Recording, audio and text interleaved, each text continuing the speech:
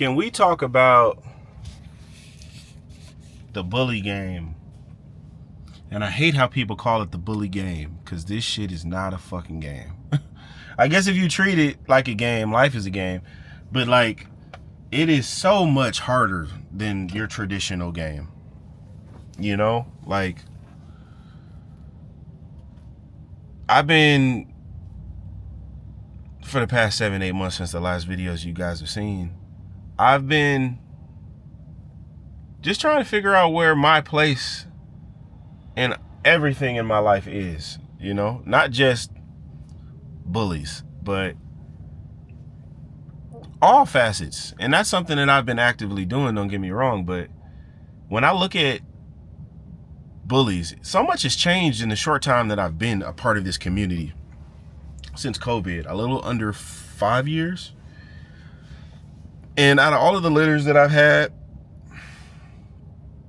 I've learned so many things from watching so many different content creators and so many different YouTubers. And, you know, I've learned so many things. I'm going to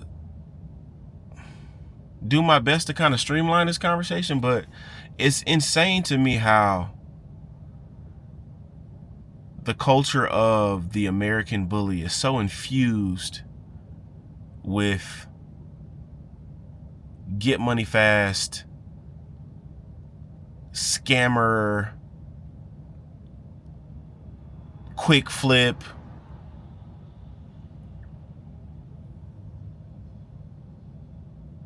lack of humanity in some ways, and how since most things that aren't your business shouldn't be your business, you shouldn't have an opinion or say anything about it. And the people who are in power to prevent certain things from happening are very concerned with what the optics would look like if they make hard decisions in the betterment of the breed. So I've been just sitting back and paying attention, man. Like, I've done my vlogging, I've done my video thing. You guys can go check that out just to see, I don't know what type of person you believe me to be. See my dogs, my puppies. Those puppies are long gone. I have a whole different litter now. But man, it's just insane to me how when I first got into this, I didn't think I knew everything. I never really think I know everything, but I didn't understand how many variables go into this. Like, you could end up 40 G's into the game, not make $1 back really. And by $1 back, I mean, like, you won't be in the black. You'll still be in the red. Like, so many different people can't even sell the puppies that they make. And everyone wants to act like a puppy costs $4,000, $5,000, $6,000 when that's just not the case, especially not anymore. I understand when COVID hit, there was a big boom, and I was in the game for maybe a few months to a year when COVID happened. And what's crazy is some people might not believe me, but whatever. Like, I didn't get into this due to the COVID boom, despite me being named COVID breeder. Like, it's really a flip on that word, because people expect people who started to breed in COVID to be people who are just looking for a quick dollar, people who don't care about their dogs, people who have no knowledge, people who don't seek knowledge, people who don't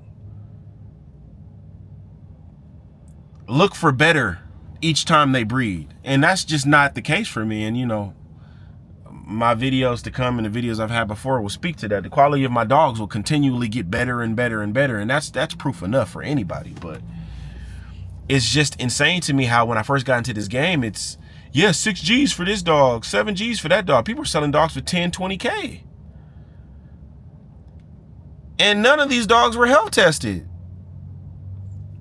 How you buying a dog for 5, 6, 7, 8 G's and they ain't got even health testing? And that was normal, and it's still normal. And only now recently has the embark thing become a trend or becoming a trend. I'm not saying it didn't exist before. It's existed before with all of the other random panels, wisdom, and I can't, again, I haven't been here for 20 years, so I can't name 5 different people who've done, or companies who've done genetics for that long. But I'm just saying, like, it was a thing, yes, but it wasn't a common practice. And nowadays, you can barely get $1,500 for a dog if you're a small time breeder. These people are paying $500 for dogs. These people, shit, when the Frenchies had their second little boom after COVID, after the bully COVID thing died down, Frenchies came up and they were the hottest thing on the street. Fluffy, Rojo, Pink, whatever the fuck you want to call it, right? And they were the hottest thing. People were buying Frenchies for $30K, $60K, $50K. Who has this money? And I'm trying to get back to my original point, but I just feel like I got so much before story. If you've been a part of the game, you kind of get it, but like, or you completely get it. But I feel like this entire community is a big ass pyramid scheme. That's my entire point for this video. This entire community, the more that I'm a part of it, major aspects of this community feels like a fucking pyramid scheme. I'm not saying that big time breeders aren't selling good dogs who are actually health tested for good prices to good clients. I'm not saying that doesn't happen. Shit, you could fly to the moon, I'm sure, once a year. Like, I'm just saying, like, anything's possible. But I say it's a big ass pyramid scheme because most of the time when those prices from COVID hit, they were selling $6,000, $7,000, $5,000, $10,000 dogs to other people who wanted to become breeders, not pet homes. They were selling those prices to people who wanted to get into the game. So that's why those prices were those prices.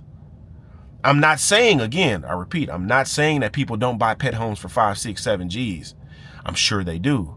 But that happens more frequently with the YouTube breeders because they have a platform and they have the ability to have 1,300 people see their dogs from posting one video or more. They have 500,000, 1 million followers, 100K followers, 30K followers who all are specifically there to see dogs. So, of course, it's easier for them to sell dogs because they can market to that wider audience. Most of us smaller breeders, we're just posting on freaking Facebook groups, bro. I'm not saying that's what you should do. You should be doing more than that marketing wise, but I'm just saying most of these people are just posting on Facebook and that's enough for them. They don't even have good pictures and videos. It's to the point where the scammers who have terrible videos look exactly like the people who aren't scammers. You can't really tell the scammer from the non-scammer. And it's a big ass pyramid scheme that's starting to like dwindle off because now people are realizing that there isn't a lot of money in this shit up front.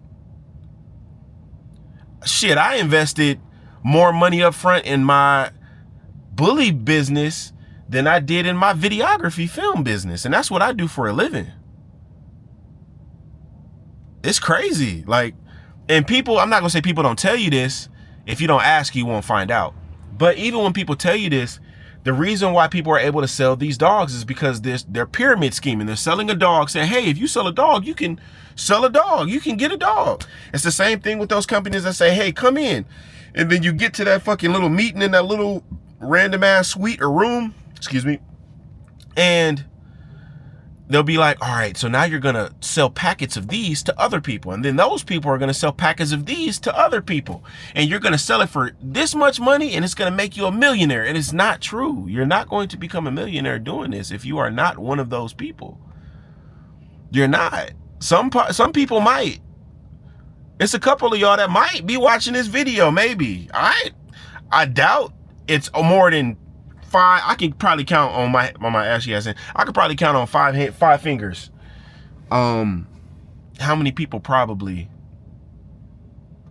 make that type of money off these dogs? And they're the ones that get generationally lucky. The ones who find that stud that's just different. You know? The ones who find that female that creates that litter that's just different. And the entire litter is full of grand champions and champions. Most of these people selling dogs for 5, whatever the fuck G's, they don't even take their dogs to shows and champ them out. The parents don't even be champions. A lot of them do. I'm just saying, most of them don't. So this bully game is just, don't get me wrong, I wouldn't still be here if I didn't have any type of like care for the dogs. I wouldn't still be here, because this isn't a profitable business up front. Eventually, yeah. When you get your marketing together, your clientele together, your dogs together, you go to shows, show off your dogs, show people what you can produce, create that one in a generational stud. Yeah, it's profitable for most of y'all, most of us, because I don't want nobody saying I'm pointing fingers. It's not. It's just not. Because most of us don't have those skills or talents. Most of us, this is your own business. How many people you know could actually successfully run their own business? This is a business. Most of these people are supposed to be working for somebody. They don't got it. They don't got it like that. They don't got that.